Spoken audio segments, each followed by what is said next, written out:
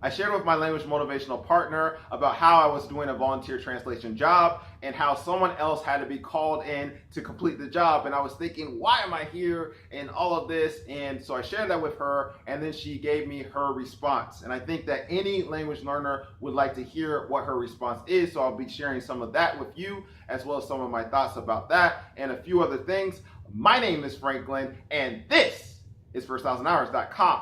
So before I begin, I want to let you know that if you haven't seen part one, you can go ahead and click up here to look at part one, and you'll find out a little bit more about my story and my feelings when it came to the volunteer translation job. And then you might also be wondering, who is my language motivational partner? Her name is Connie Warner, but you might want to know a little bit more about how she has approached learning Portuguese. So you can click this YouTube card up at the top, and this will share with you a little bit more of how she learned Portuguese to a high level. And so the playlist is called Do I Have to Travel to a Foreign Country to Learn a Foreign Language? And so part one, about halfway into part one, it talks about how she learned Portuguese. And then in part two, it talks about her going to Brazil for the first time in her experience. So I think you might be interested in that. But one thing that Connie Warner shared with me is she said that attitude determines altitude. And I really believe in that, especially here at First 1000 Hours. And I know that there are at least two components to learning a language. You need to know the language itself. For instance, English is different than Russian, that's different than Chinese, that's different than Spanish.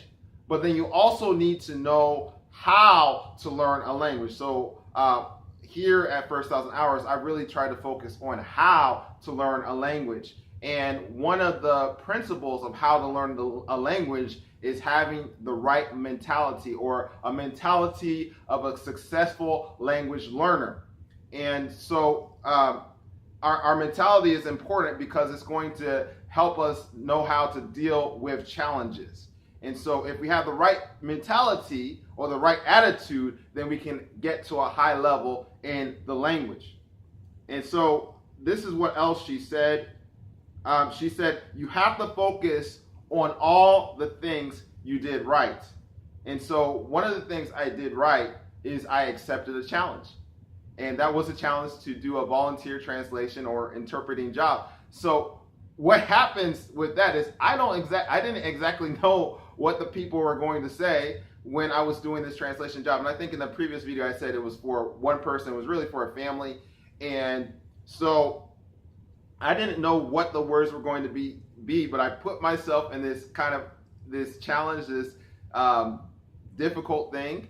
And for example, it was interesting in the volunteer translation job that I had to say estrella, and estrella means star. So I had to actually use that. And who would think that I would be using the word star for my situation, but I did do something like that. And I think it's important to put myself in these challenges because I remember watching a video that said it's in the challenges that you actually grow.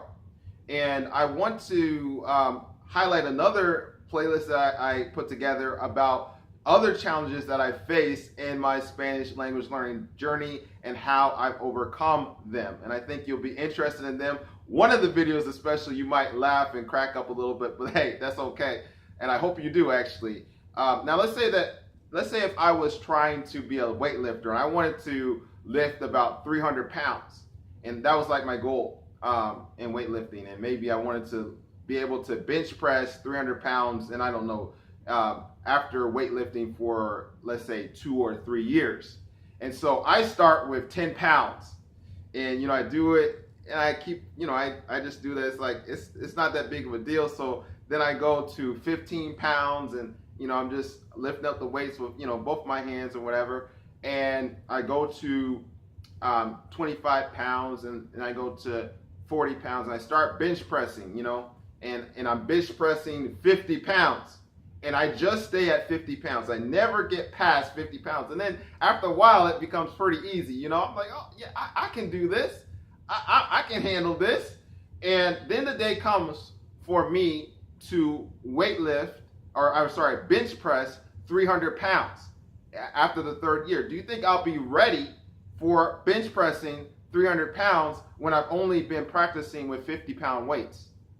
And obviously, the likelihood of me being able to do that, especially because I don't do weightlifting and in real life, I can guarantee you that I'm going to have some challenges.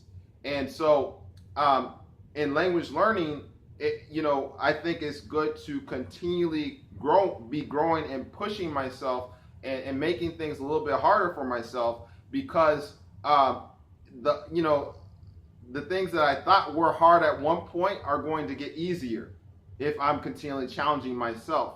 Now, I thought something was pretty nice that the language learning lover said on my YouTube channel. She said about my experience, she shared what she would think if she had my experience. She said, honestly, the old me would have felt embarrassed and insecure.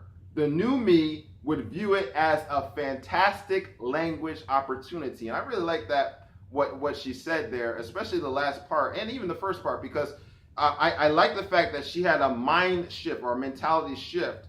And I believe that language learning lover, you're going to go very far in Spanish, especially because you have this shift of mentality. And this is another thing that I did right. I put myself in an opportunity to have a fantastic language learning opportunity. And I believe it was kind of tailor-made for myself. I didn't even have to pay for anything. It was free. It was real life. And it was helping me to grow. All right, I want to kind of move on here. One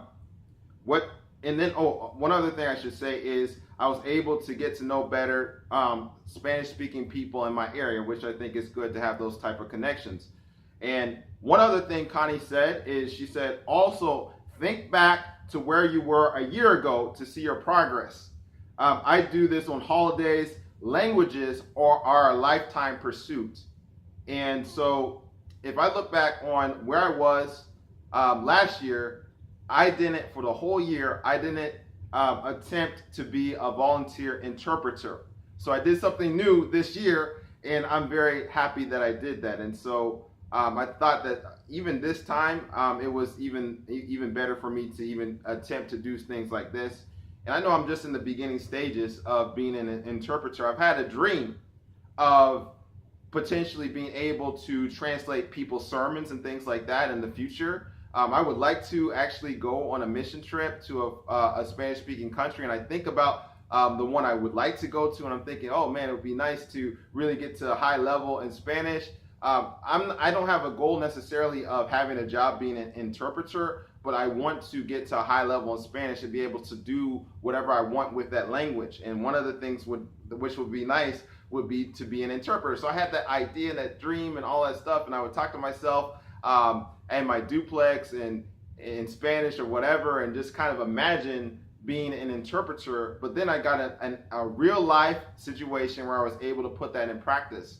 And I believe that if I continue to practice, I will get better and better at that. And one other thing Connie said is also, I replay conversations back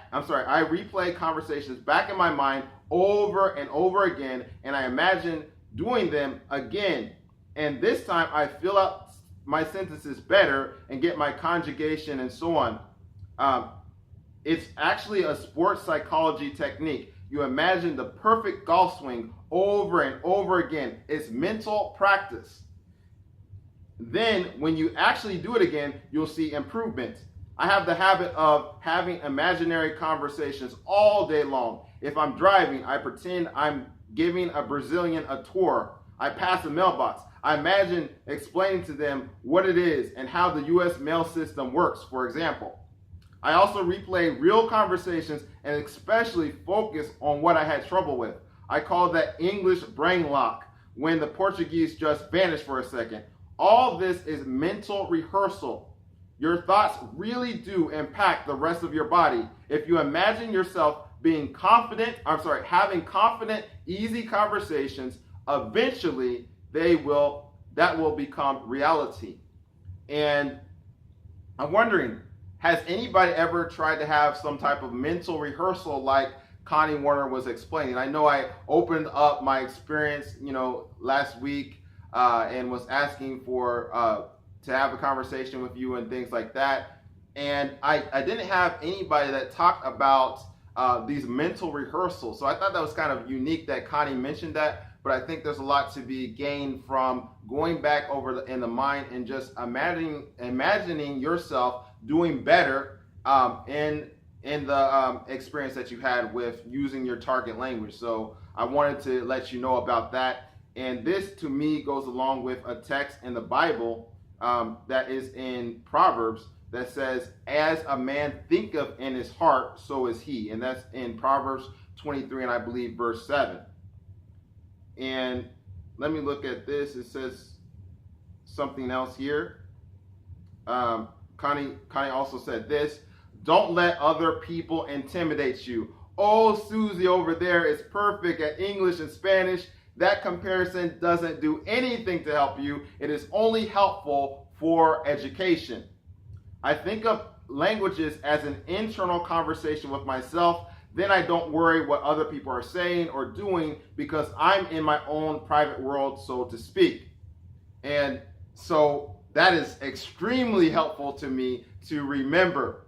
And as I was talking with other people online as well about my experience and just looking at the comments on YouTube and other places, I came to the conclusion, like, what is better? Having a bragging right of saying, yeah, I was able to do my first volunteer translation job at a different place other than my work or whatever, and I was able to just not have any help, and I just did everything right the first time and everything like that, and have that mentality in my mind to the point where that's what I focus on. And then when someone else comes in, I'm so distracted that I'm not able to still capitalize on language learning opportunities that were still there even though I was not speaking. Or should I have the mindset, I'm here to serve, I'm here to help, and whatever I can do to help, that's what I need to do. If that means I speak, then I speak. If that means I need to be quiet, I need to be quiet.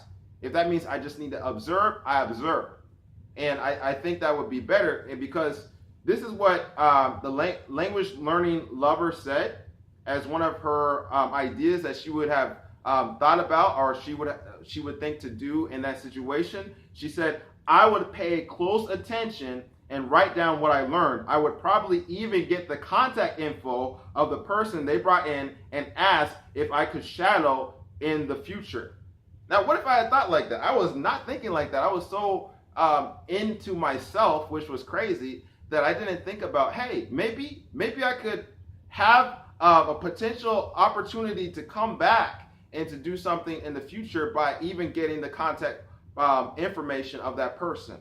And even if I didn't do that, I could more easily, if I had that more of a helpful mindset at that moment, I could have more easily been thinking and listening to what she was saying to the family, and then that could help in the future when I would be even replaying the conversation in my mind or doing things like that in the future. So I thought that suggestion by Language Learning Lover was good. And so what happens when I compare myself, or when I did compare myself, obviously, is for that moment or for that time period, and even I would say even outside of that, when I was thinking, oh man, why am I here and all of this was kind of taking me off of the language learning marathon. Because what did it do? Did it help me learn more Spanish? Did it help me run a little bit faster in my language learning marathon? No. And so it's true what Connie said, it's good for education. And so what I interpret that to mean is that I can look at people for inspiration. I can look at a person like the person that came in and was called in and say, oh, wow, look at her speak Spanish so well. That's amazing. There was a point when she was not like that. And this is who I could become.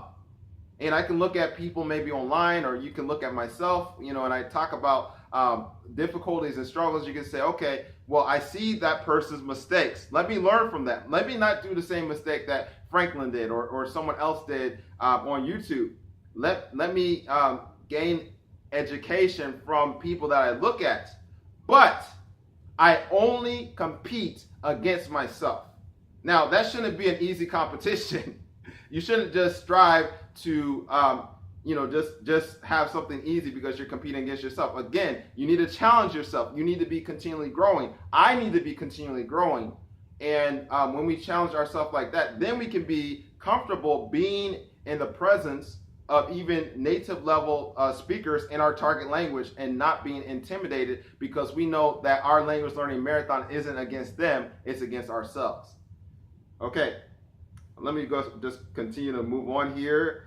And one other thing Connie Warner said is you want to surround yourself with native speakers as much as possible. They will always be better than you, but in the process, it raises your game. And I remember when I went to a meetup, a language learning meetup, it was interesting. It was helpful to a certain degree in some of the things that we did. But I wasn't with native speakers at that time. I was just talking to different people, and we were talking in Spanish, but we still had to grow. But I saw a big contrast when I went to a Spanish church, and I'm like, whoa, this is different because there was a higher level. The service was not for anybody that didn't, it was not designed for people that didn't speak Spanish. People are welcome to come that don't speak Spanish, but it wasn't designed for them. So it was at a very high level. And so definitely it raised my game, because the time that I was spending in that Spanish church was, I think it counted more than the meetup, because it was just so much more difficult.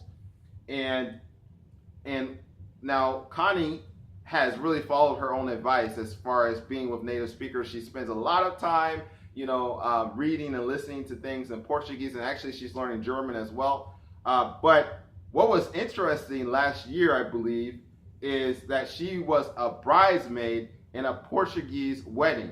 How many people can say that they were so into their target language, and not only that, but actually developing connections with people that were speaking their target language, that they were able to be a bridesmaid or a bridegroom. So that is pretty amazing that happened for her.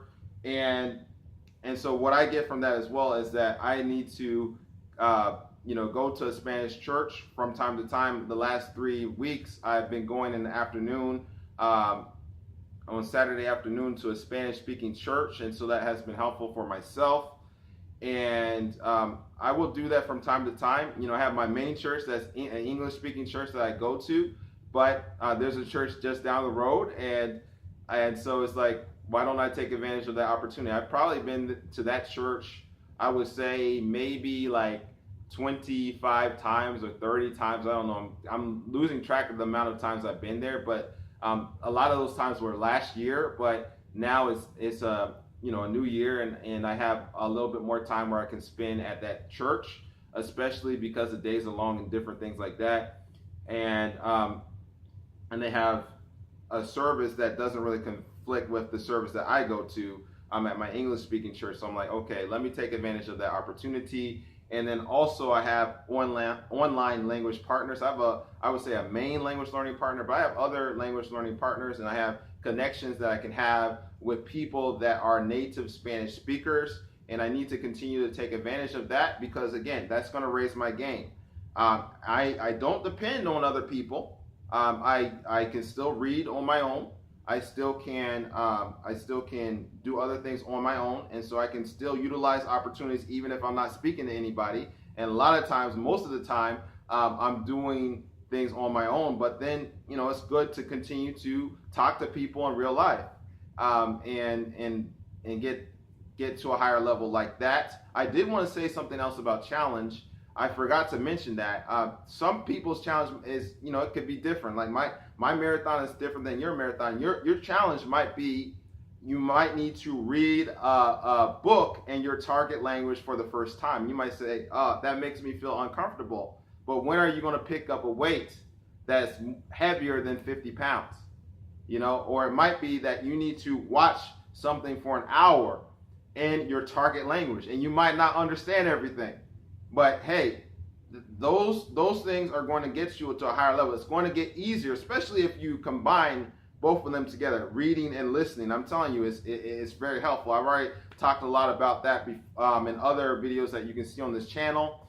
But I just wanted to share with you some of the things that my language motivational partner shared with me that I thought would be helpful. And I'll be interested to know what you thought about this video. My name is Franklin, and this is first1,000hours.com.